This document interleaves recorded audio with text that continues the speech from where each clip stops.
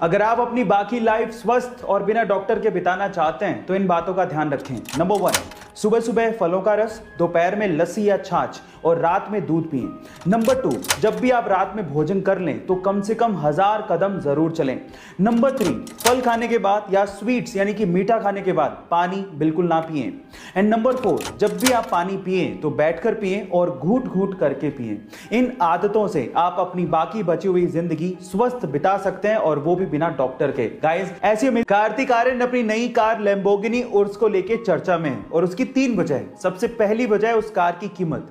कार्तिक आर्यन ने लैम्बोर्गिनी उर्स के लिए लगभग 4.5 करोड़ रुपए चुकाए हैं और गाइस, ये कार्तिक आर्यन की अब तक की सबसे महंगी कार परचेज है। दूसरी वजह है कि कार्तिक आर्यन को इस कार की डिलीवरी 3 महीने बाद मिलने वाली थी, जो कि कार्तिक आर्यन को मंजूर नहीं था और सिर्फ इसी वजह से इटली से मुंबई तक ट्रांसपोर्ट करने के लिए कार्तिक आर्यन ने इस कार के लिए लगभग 50 लाख रुपए एक्स्ट्रा खर्च किए। और तीसरी वजह है कार को खरीदने के बाद उनके द्वारा डाला गया सोशल मीडिया पे कैप्शन। कार की डिलीवरी मिलने के बाद कार्तिक आर्यन ने सोशल मीडिया पे लिखा, ले ली पर शायद मैं महंगी चीजों के लिए नहीं बनाऊं। गाइस, आपका इसके बारे में क्या ख्याल है? चैट सेक्शन में जरूर लिखिएगा। गाइस, अगर आपको आपके शरीर में ताकत की कमी लगती है या फिर पूरे दिन काम करते समय एनर्जी लो सी फील होती है तो आपके लिए एक हेल्थ टिप है।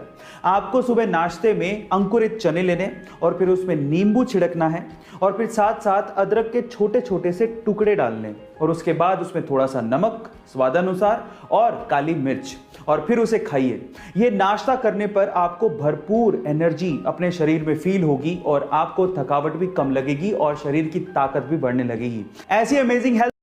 गाइस, क्या आपको पता है कि एयरफोर्स का सबसे महंगा विमान कौन सा है? चलिए आज इस वीडियो में मैं आप लोगों को एयरफोर्स के सबसे महंगे विमान के बारे में बताता हूं और वो है फाइटर जेट F-35। और गाइस, आप लोग ये जान के हैरान रह जाओगे कि फाइटर जेट F-35 को उड़ाने के लिए पायलट जो हेलमेट पहनता है वो 1000, 10,000, 1 लाख या 1 करोड़ का नहीं है, बल्कि वो हेलमेट लगभग 3 करोड़ रुपए का है। Oh my God.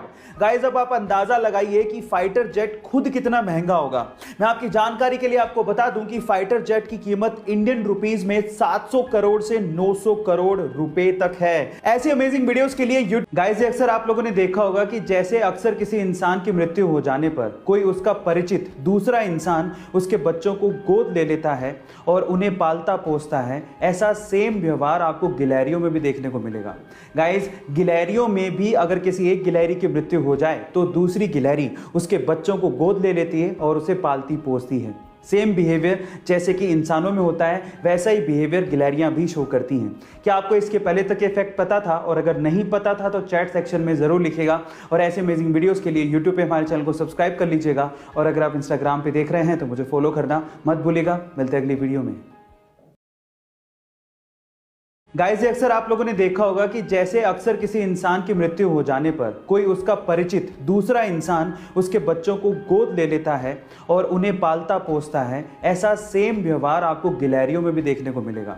गाइस, गिलहरियों में भी अगर किसी एक गिलहरी की मृत्यु हो जाए तो दूसरी गिलहरी उसके बच्चों को गोद ले लेती है और उसे पालती पोसती है। सेम बिहेवियर जैसे कि इंसानों में होता है वैसा ही बिहेवियर गिलहरियां भी शो करती हैं।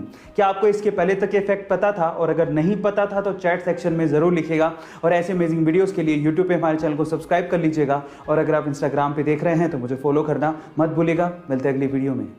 इंडिया के कोचीन में रहने वाले 70 साल के विजयन अपनी धर्मपत्नी मोहना विजयन के साथ अभी तक 35 से ज्यादा देश घूम चुके हैं। अब आप लोग सोच रहे होंगे कि ये दंपत्ति या तो करोड़पति या फिर अरबपति होगी, लेकिन मैं आपकी जानकारी के लिए आपको बता दूं कि ये दंपत्ति कोचीन में एक छोटी सी चाय की दुकान चलाते हैं। हो गए ना हैरान? गाइस, विजयन बचपन से ही विश्व भ्रमण करना चाहते थे लेकिन पैसों की कमी थी, इसीलिए शादी के जस्ट बाद 1963 से ही ये लोग चाय बेचकर हर दिन 300 रुपए सेव करते हैं और अपने विश्व भ्रमण के सपने को पूरा कर रहे हैं। यहां सीखने लायक बात यह है कि अपने सपनों को पूरा करने के लिए पैसे नहीं, पैशन चाहिए। गाइस, ऐसे अमेजिंग वीडियोस के लिए यूट्यूब पे हमारे चैनल को सब्सक्राइब कर लीजिए और अगर आप इंस्टाग्राम पे देख रहे हैं तो मुझे फॉलो करना मत भूलिएगा। मिलते हैं अगली वीडियो में।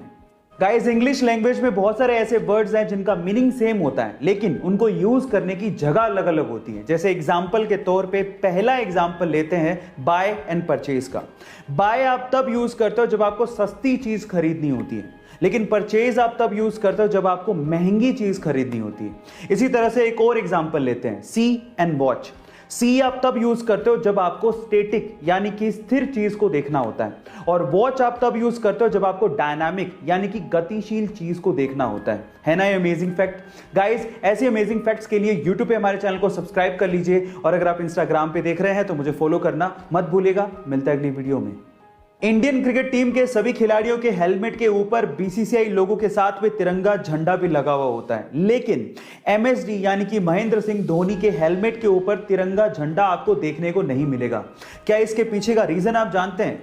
चलिए मैं आपको बताता हूं। एमएसडी बल्लेबाज के साथ साथ विकेट कीपर भी हैं, और विकेट कीपर को कभी कभी विकेट कीपिंग करते टाइम हेलमेट को जमीन पर रखना पड़ता है। और आपकी जानकारी के लिए मैं आपको बता दूं कि राष्ट्रीय ध्वज संहिता के अनुसार तिरंगे झंडे को जमीन पर रखना अपमान कहलाता है, और हमारे तिरंगे झंडे का अपमान ना हो इसी वजह से महेंद्र सिंह धोनी ने अपने हेलमेट पे तिरंगे झंडे को लगाना बंद कर दिया। गाइस, क्या इसके पहले तक इफेक्ट आप जानते थे? और अगर नहीं जानते थे तो चैट सेक्शन में जरूर लिखिएगा, और ऐसे अमेजिंग वीडियोस के लिए यूट्यूब पे हमारे चैनल को सब्सक्राइब कर लीजिएगा, और अगर आप इंस्टाग्राम पे देख रहे हैं तो मुझे फॉलो करना मत भूलिएगा। मिलते हैं अगली वीडियो में। नोबेल प्राइज को दुनिया के सबसे प्रेस्टिजियस अवार्ड्स में से एक माना जाता है, लेकिन क्या आपको पता है कि इंडिया में सबसे पहले नोबेल प्राइज किस भारतीय को मिला था और कौन सी फील्ड में मिला था? चलिए मैं आपको बताता हूं। फिजिक्स फील्ड में सबसे पहले यह प्राइज डॉक्टर सीवी रमन को दिया गया था। लिटरेचर फील्ड में रविंद्रनाथ टैगोर को दिया गया था। इसी तरह से इकोनॉमिक फील्ड में डॉक्टर अमर्त्य सेन को दिया गया था।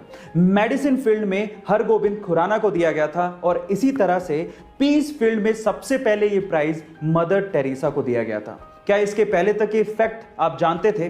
और अगर नहीं जानते थे तो चैट सेक्शन में जरूर लिखिएगा, और ऐसे अमेजिंग वीडियोस के लिए यूट्यूब पे हमारे चैनल को सब्सक्राइब कर लीजिएगा, और अगर आप इंस्टाग्राम पे देख रहे हैं तो मुझे फॉलो करना मत भूलिएगा। मिलते हैं अगली वीडियो में।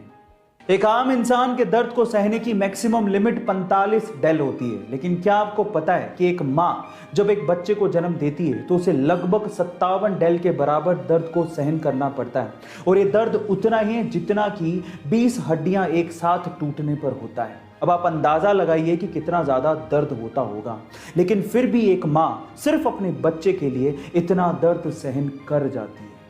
लेकिन मैं आपकी जानकारी के लिए आपको बता दूं कि जो महिलाएं गर्भावस्था में तितली आसन करती हैं, उन्हें अपने डिलीवरी के दौरान कम दर्द सहन करना पड़ता है। गाइस, इस वीडियो को उन माओं के साथ, उन महिलाओं के साथ शेयर करिए जो अभी मां बनना चाहती हैं या बनने वाली हैं। गाइस, ऐसे अमेजिंग वीडियोस के लिए यूट्यूब पे हमारे चैनल को सब्सक्राइब कर लीजिए, और अगर आप इंस्टाग्राम पे देख रहे हैं तो मुझे फॉलो करना मत भूलिएगा। मिलते हैं अगली वीडियो में।